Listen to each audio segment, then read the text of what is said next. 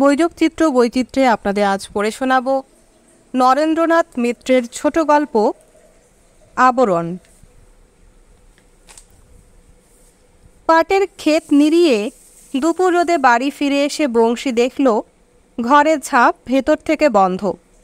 বিরক্ত হয়ে ঈষৎ কর্কশ্বরে স্ত্রীর উদ্দেশ্যে বংশী ধমক দিয়ে উঠল, দিন দুপুরে দৌড়েতে ঘরের মধ্যে করছিস কি শুনি?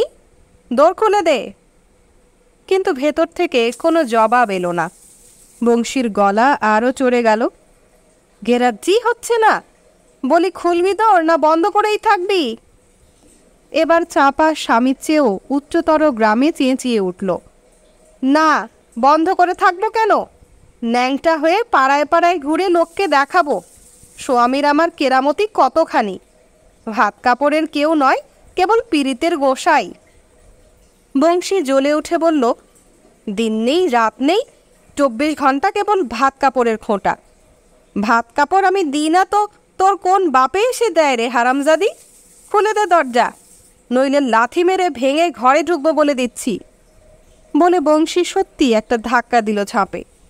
চাপা এবার শঙ্কিত কাতর কণ্ঠে বলল, এক্ষুনি এসো না কিন্তু, পায়ে পড়ি তোমার, আমি বড় বেসামাল হয়ে আছি। ও, বংশী একটু মুচকি হাসল। তারপর চাপা সত্যি কতখানি বেসামাল হয়েছে দেখবার জন্য আস্তে আস্তে এগিয়ে গিয়ে বেড়ার ফাঁকে চোখ রাখল।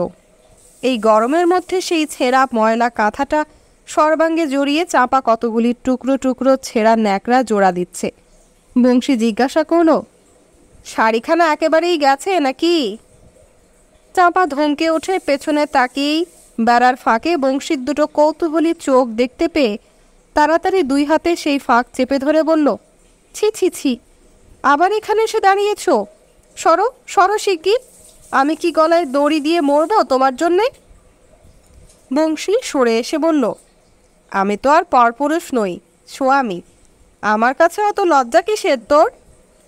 চাপা ঝংকার দিয়ে উঠল, হ্যাঁ হ্যাঁ, কি সাধের স্বামী আমার, এই 1 বছরের মধ্যে একখানা কাপড় দিতে পারল না জুটিয়ে, তার আবার স্বামী বলতে লজ্জা করে না? কাপড় চাপা নেই অনেক দিন ধরেই, কিন্তু বংশী কি নিশ্চিন্ত হয়ে বসে আছে? সে কি কম চেষ্টা করেছে হাটে গঞ্জে একখানা কাপড়ের জন্য? কিন্তু কোথাও নেই কাপড়। সব দোকানদারের মুখেই এক কথা, নেই নেই। ওবার যেমন চাল ছিল না, এবার তেমনি একগাছি সুতোও কোথাও জুটছে না।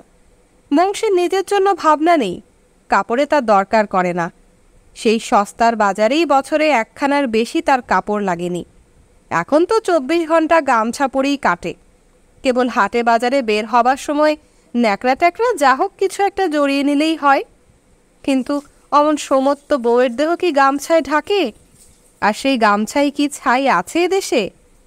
1 হাতি সওয়া হাতি গামছার দাম 5 শিকে 1.5 টাকা। বংশী স্ত্রীর উদ্দেশ্যে বলল, কিন্তু এমন ন্যাংটা হয়ে পড়লি কি করে? সকালেও তো কি একটা পরেছিলি। চাপা বলল, বেনারসি পরেছিলাম। শাড়ি গয়নায় গা তো আমার ভরে রেখেছ কি না? জল ভরে কলসিটা কেবল কাঁখে তুলতে গেছি, কাপড়খানা একেবারে রঞ্জে রঞ্জে খসে গেল। বাড়ি আর আসতে পারি না এমনই দশা। গয়লাদের বিনোদ ছিল ঘাটে, আমার ইচ্ছা করতে লাগলো গলায় দড়ি দিই। বংশী ধমক দিয়ে বলল, অমন দড়ি দড়ি করিস নে, মুখের এক লব্জ হয়ে গেছে, কেবল দড়ি আর দড়ি, শেষ পর্যন্ত দড়িতেই টানবে। বংশীর মনে পড়ল ঝুমুর কান্দির গোকুল মণ্ডলের মেয়ে সত্যি নাকি গলায় দড়ি দিয়েছে। কালকের হাটে সব বলাবলি করছিল। নদী থেকে একটা ডুব দিয়ে এসে বংশী বলল, ভাতটা দিবি না ঘরে খিল দিয়েই থাকবি সারাদিন? চাপা সানুনয়ে বলল, সব আছে রান্নাঘরে, নিজে এবেলা নিয়ে থুয়ে খাও। কেন, তুই আসতে পারবি না? অবুঝের মতো কথা বলছো কেন? দেখছো না দশা, কি করে বেরোই? বংশী রাগ করে উঠল, ঢং দেখো মাগির, একেবারে লজ্জাবতী লতা। কাঁথা জড়িয়েই আয় না, না হয় আমি চোখ বুজে থাকবো, চাইবো না তোর দিকে। রঙ্গ করিস নে এখন, খিদে জ্বলে যাচ্ছে পেট, নিজে তো এক গাদা পান্তা সেঁধিয়ে বসে আছিস। চাপাও সক্রোধে বলল, আমি তো আছি, পারবো না আমি বেরুতে। কেন, একবেলা বেড়ে খেতে পারো না? হাতে কি কুট হয়েছে? বংশী বলল, তেজ দেখো মাগির। আচ্ছা আসি খেয়ে, দেখবো ক্ষণ তেজ তোর ভাঙা যায় কিনা। ঘরে গিয়ে দেখে ভাত বাড়াই আছে, সব গুছিয়ে টুছিয়ে ঠিক করে রেখে গেছে চাপা। কলমি শাক চচ্চড়ি, আর তার পাশে খানিকটা কাসুন্দি, আর একটি কাঁচা লঙ্কা সযত্নে রেখে দিয়েছে। দেখে মনটা যেন প্রসন্ন হলো বংশীর। তবু বউটা খাওয়ার সময় কাছে বসে না থাকলে কেমন যেন খালি খালি লাগে। খেয়ে এসে তামাক সেজে বহুক্ষণ ধরে দাওয়ায় বসে বসে নিবিষ্ট মনে বংশী হুঁকা টানল। তারপর স্ত্রীর উদ্দেশ্যে বলল, কি সারা দিন রাত কি আজ বাইরেই ফেলে রাখবে নাকি? কিন্তু চাপার কোনো সাড়া পাওয়া গেল না। ভারী রাগ বউটার, মনে মনে ভারী অভিমান। হুঁকো টানতে টানতে তারপর হঠাৎ এক দুষ্টু বুদ্ধি খেলল বংশীর মাথায়। দাওয়ার বেড়ায় গোঁজা কাঁচিখানা আস্তে আস্তে তুলে নিয়ে ঝাঁপের এক পাশে দড়ি দিল কেটে। তারপর ঝাঁপটা সামান্য একটু টেনে পা টিপে টিপে ঘরে ঢুকল। কিন্তু স্ত্রীর দিকে চোখ পড়তেই পা আর এগুলো না বংশীর। একেবারে সম্পূর্ণ নগ্ন দেহ, মাদুরের ওপর চিত হয়ে শুয়ে চাপা কখন ঘুমিয়ে পড়েছে। মোটা আর ময়লা কাঁথাটা লুটোচ্ছে পায়ের কাছে। গরমে বেশিক্ষণ বোধহয় আর গায়ে রাখতে পারেনি, ঘুমের ঘোরে লাথি মেরে ঠেলে ফেলেছে। পাশে ছেঁড়া টুকরো টুকরো ন্যাকড়াগুলো ইতস্তত ছড়ানো। সেলাই করে সুবিধা হচ্ছে না দেখে গায়ের রাগে চাপা নিজেই বোধহয় সেগুলি আবার টেনে ছিঁড়েছে। পলকের জন্য সেই নিরাবরণ নারী দেহের দিকে তাকিয়ে বংশী চোখ ফিরিয়ে নিল। এর জন্য কি কম লোভ ছিল বংশীর? এক এক রাত্রে কি কম খোসামত করেছে বউকে? আজ আর কোনো বাধা নেই, কিন্তু আজ দুটো চোখ ভালো করে বংশী মেলতে পারল না। ছি ছি ছি! তাড়াতাড়ি সেই মোটা কাঁথাটা স্ত্রীর দেহের ওপর বংশী তুলে দিতে গেল। একটু নাড়াতেই চমকে জেগে উঠল চাপা। তারপর স্বামীর দিকে এক দুর্বোধ্য অদ্ভুত দৃষ্টিতে তাকিয়ে থেকে বলল, আবার ঢাকতে যাচ্ছ কেন? নাও, ওটাও খুলে নাও। বংশী তার দিকে তাকিয়েই বলল, টাকা নিতে এসেছিলুম, শহর থেকে নিয়ে আসছি কাপড়। মাসের চোঙার ভেতর থেকে খান 4-5 1 টাকার নোট বের করে নিয়ে বংশী দ্রুত পায়ে ঘর থেকে বেরিয়ে এলো। কিন্তু কি দেখল বংশী? বাড়ি ছাড়িয়ে অনেক দূরে সে এসে পড়েছে, কিন্তু চাপার সেই দেহ কিছুতেই যেন চোখের সামনে থেকে সরে যেতে চাইছে না। ছি ছি ছি! যেভাবেই পারুক, চুরি করে হোক, ডাকাতি করে হোক, কাপড় একখানা আজ এনে দিতেই হবে বউকে, নইলে গোকুল মণ্ডলের মেয়ের মতো চাপাও হয়তো কখন গলায় দড়ি দিয়ে বসবে। যে লজ্জা চাপার! আর দিনই দুপুরে যে কাণ্ড আজ করে বসল বংশী! কাঠফাটা রোদে মাইল আড়াই রাস্তা পাড়ি দিয়ে বংশী গোপীগঞ্জে এসে পৌঁছল। গত হাটবারেও শহরের সব দোকানে বংশী একখানা কাপড়ের জন্য প্রায় মাথা কোটাকুটি করেছে। রাগ করে ভেবেছে আর আসবো না, কিন্তু না এসে উপায় কি? কাপড় আর জোটাতেই হবে। পাড়াগাঁ ঘেঁষা ছোটগঞ্জ, হাটবার ছাড়া দুপুরের পর আর কোনো ভিড় থাকে না। সকালে বাজার মেলে, দুপুরের আগেই একটু একটু করে ভাঙতে শুরু করে। গরমের দুপুরে ঘুমোবার উপায় নেই। নকুলসার মুদি দোকানের সামনে যে অল্প একটু ছায়া পড়েছে, সেখানে মাদুর পেতে গঞ্জের দোকানিরা খোলা গায়ে তাস খেলতে জড়ো হয়েছে। একজন খেলুরের কাঁধের ওপর 3-4 জন করে দর্শক এবং পরামর্শদাতা এসে ঝুঁকে পড়েছে। চলতে চলতে বংশী সেখানে এসে থেমে দাঁড়ালো। কাপড়ের দোকানের মালিক সুবল মল্লিকও আছে এই দলে।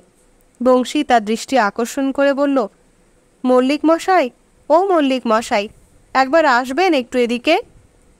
সুবল বিরক্ত হয়ে পাশ ফিরে তাকিয়ে বংশীকে দেখে আরও অপ্রসন্ন কণ্ঠে বলল, কি বলছিস? আগে একবার দোকানে যদি একটু আসতেন। দোকানে? দোকানে এসে করব কি? এই পরশুদিন না বলে দিলুম তোকে কোনো রকম কাপড়ই নেই? ভেবেছিস রাতারাতি গাড়িতে গাড়িতে কাপড় এসে হাজির হয়েছে না? বংশী বলল, আগে 8 হাত হোক 9 হাত হোক, কোনো রকম একখানা শাড়ি যদি দিতেন। সুবল বাধা দিয়ে বলল, আমি গড়িয়ে দেব না? কাপড় কিনতে হয় গভর্নমেন্টের কাছে যা, থানায় যা, জজ ম্যাজিস্ট্রেটের কাছে যা। বেচাকেনা ব্যবসা বাণিজ্য দোকানদারদের হাত থেকে উঠে গেছে, বুঝলি? বংশী বলল, আগে ঘরের মেয়ে ছেলের দিকে যে চাওয়া যায় না কর্তা। কে একজন রসিকতা করে বলল, তাইলে বাইরের মেয়ে ছেলের দিকে তাকাবি? বংশী তার দিকে একবার ক্রুদ্ধ দৃষ্টিতে তাকিয়ে সুবলকে জিজ্ঞেস করল, কাপড় আসেনি তাহলে? সুবল বিরক্ত হয়ে বলল, না না, কতবার বলবো। বাকি 2-3টে কাপড়ের দোকান ছিল অন্য গলিতে। বংশী সেগুলিতেও একে একে চেষ্টা করে দেখল, কিন্তু কোনো মহাজনের ঘরেই কাপড় নেই। কাপড় চাইতে গেলে সবাই ধমকে উঠে মারতে আসে। কত ভদ্রলোকের বৌঝিরা আছে ন্যাংটা হয়ে, তার চেয়ে ওর বউয়ের লজ্জা হলো বেশি। ঘুরে ঘুরে দিন কেটে গেল, সন্ধ্যার অন্ধকার ঘনিয়ে এলো। শেষ পর্যন্ত আজও কোনো সুবিধা হলো না কাপড়ের। কোন মুখে দাঁড়াবে গিয়ে বউয়ের কাছে? চাপার কথা মনে হতেই বংশীর সর্বাঙ্গ কাঁটা দিয়ে উঠল। হাঁটতে হাঁটতে বংশী আবার গঞ্জের একেবারে উত্তর প্রান্তে গিয়ে উপস্থিত হলো। এখানে দোকানপাট বেশি নেই, কেবল একটা বিড়ির দোকান আর একটা সোডা লেমনেডের। পেছনে ঘনবদ্ধ কলা গাছের সারি, তার ফাঁকে ফাঁকে ক্ষীণ কয়েকটি আলো রশ্মি এসে পড়েছে রাস্তায়। সেদিকে চেয়ে বংশী হঠাৎ থমকে দাঁড়ালো। শহরের পতিতাপল্লী। ঠিক সেই সময় সুখদাও এলো বিড়ি কিনতে। উদ্দেশ্য কেবল বিড়ি কেনাই নয়, নিজেকে বিজ্ঞাপিত করাও। কাল থেকে ঘরে কোনো খদ্দের আসেনি। হঠাৎ দেশশুদ্ধ লোক যেন সচ্চরিত্র হয়ে গেছে। সুখদা যতক্ষণ ধরে বিড়ি কিনল, বিড়িওয়ালার সঙ্গে হেসে হেসে রসিকতা করল। বংশী অপলকে তাকে তাকিয়ে তাকিয়ে দেখতে লাগলো। কমলা রঙের শাড়িখানি ভারী চমৎকার মানিয়েছে। সুখদাও তার দিকে চেয়ে একটু মুচকি হেসে সামনের কলা বাগানের দিকে এগিয়ে গেল। বংশী খানিকক্ষণ ইতস্তত করল, তারপর দ্রুত পায়ে সুখদার পেছনে পেছনে গিয়ে তাকে ধরে ফেলল। আরও 2-3টে মেয়ে মূর্তির মতো দাঁড়িয়েছিল। তাদের অতিক্রম করে সুখদা বংশীকে একেবারে নিজের ঘরের সামনে নিয়ে গিয়ে ফিরে দাঁড়ালো। তারপর একটু মিষ্টি হেসে বলল, অতক্ষণ ধরে কি ভাবছিলে বলো দেখি? যাব কি যাব না নয়? না এসে কি আর জো আছে? তারপর অদ্ভুতভাবে হাসে মেয়েটি। বংশী বলল, জো নেই। বাবারে বাবা, আবার তর্ক করে। বাইরে কেন, ঘরের ভেতরে এসে যত খুশি তর্ক করো না। কতক্ষণ বসবে? বেশিক্ষণ নয়। বাবা, ও বেলায় দেখি জ্ঞানের নারী খুব টনটনে। তা যতক্ষণই হোক, 2 টাকার কমে কিন্তু পারবো না। দেখছো না জিনিসপত্রের কি দর? এসো। বংশী পেছনে পেছনে গিয়ে ঘরে ঢুকলো। মেঝেতে পাতা বিছানা, সেদিকে আঙুল দিয়ে দেখিয়ে সুখদা বলল, বসো। অমন আড়ষ্ট হয়ে রইলে কেন গো? হাত পা ছড়িয়ে আরাম করে বসো না। বংশী বলল, এই তো বসেছি। তারপর বংশী ঘরের চারদিকে একবার চোখ বুলিয়ে নিল। টিনের ছোট একটি খুপড়ি, পাখির খাঁচার মতো ঘর, আসবাবপত্রের মধ্যে খান কয়েক বাসন কোসন, পান খাওয়ার সরঞ্জাম, দেয়ালে টাঙানো ছোট মতো একখানা আয়না, আর দড়িতে ঝুলানো একখানা জীর্ণ গামছা। সুখদা তার দৃষ্টি অনুসরণ করে হাসল। ধন দৌলত দেখছো বুঝি ঘরের? কিছু নেই। ওবারের দুর্ভিক্ষে সব বেঁচে খেতে হয়েছে। তারপর হলো অসুখ। হঠাৎ সুখদা থেমে গেল। তারপর বলল, দেরি করবে নাকি বেশি? তাহলে কিন্তু আরও বেশি লাগবে। বংশী অদ্ভুত একটু হাসল। তাহলে আর দেরি করে লাভ কি? সুখদা হাত পেতে বলল, তবে? বংশী ট্যাগ থেকে 2খানা 1 টাকার নোট সুখদার হাতে ফেলে দিল। সুখদা উঠে পড়ল। দড়ি থেকে গামছাটা পেরে নিয়ে শাড়িখানা বদলে সযত্নে দড়িতে আবার টাঙিয়ে রাখল। তারপর বিছানায় এসে বসল। বলল, ওমা, ওদিকে যাচ্ছ কেন? বংশী ততক্ষণ এক লাফে উঠে দড়ি থেকে শাড়িটা পেরে বগালে ফুরেছে। সুখদা সেদিকে চেয়ে সবিস্ময়ে চেঁচিয়ে উঠল, ওমা, কোথায় যাব গো? এই জন্যই ঘরে এসেছো নাকি তুমি? বংশীকে বিনা বাক্যে দড়ির দিকে এগোতে দেখে সুখদা তাকে গিয়ে একেবারে জাপটে ধরল। তারপর ক্ষণক্ষণে গলায় চেঁচিয়ে উঠল, ও পদ্ম, ও বিন্দি! কিন্তু সঙ্গে সঙ্গে বংশী মুখ চেপে ধরল সুখদার, এবং হাতের কাছে আর কিছু না পেয়ে টান দিয়ে তার পরনের গামছা খুলে নিয়ে শক্ত করে মুখ বেঁধে ফেলল। সুখদা হাত দিয়ে সেই বাঁধনটা খুলবার চেষ্টা করছে দেখে এক হাতে তার 2টো হাত জোর করে ধরে আর এক হাতে বেড়ায় টাঙানো দড়িটা ছিঁড়ে নিয়ে কষে 2 হাত বেঁধে ফেলল সুখদার। ধস্তাধস্তিদের সুখদা ততক্ষণে বিছানায় চিত হয়ে পড়ে গেছে। এতক্ষণে বংশী নিশ্চিন্ত। শাড়িটা বগল দাবা করে মৃদু হাস্যে একবার সুখদার দিকে তাকালো, কিন্তু সঙ্গে সঙ্গে তার মুখের হাসি মিলিয়ে গেল। চোখের সামনে সেই উলঙ্গ অনাবৃত নারী দেহ। হঠাৎ এইরকম আর একটা অসহায় দেহ মনে পড়ে গেল। কিন্তু এ যে আরও দুঃসহ, আরও কুশ্রী, আরও কদর্য। শাড়ি পরবার ধরনে যাকে 18-19 বছরের যুবতী বলে মনে হয়েছিল, অনাবৃত দেহে তার শিথিল চর্ম প্রৌঢ়ত্ব বেরিয়ে পড়েছে। শুধু তাই নয়, সর্বাঙ্গে চাকা চাকা ক্ষতচিহ্ন। বুকের ওপর বিকৃত বিস্তীর্ণ দুটি মাংসপিণ্ডের মাথায় বড় বড় দুখানা ঘা থকথক করছে। মুহূর্তকাল আড়ষ্টকুঞ্চিত দেহে স্তব্ধ হয়ে দাঁড়িয়ে রইল বংশী। তারপর হঠাৎ দুই চোখ বুজে সেই কমলা রঙের শাড়িখানা ছুঁড়ে দিল সুখদার কুৎসিত দেহটার ওপরে। ততক্ষণে পদ্ম আর বৃন্দারা রুদ্ধ দ্বারের কাছে ভিড় করে দাঁড়িয়েছে, আর পেছনে পেছনে এসে পৌঁছেছে থানার নরহরি কনস্টেবল।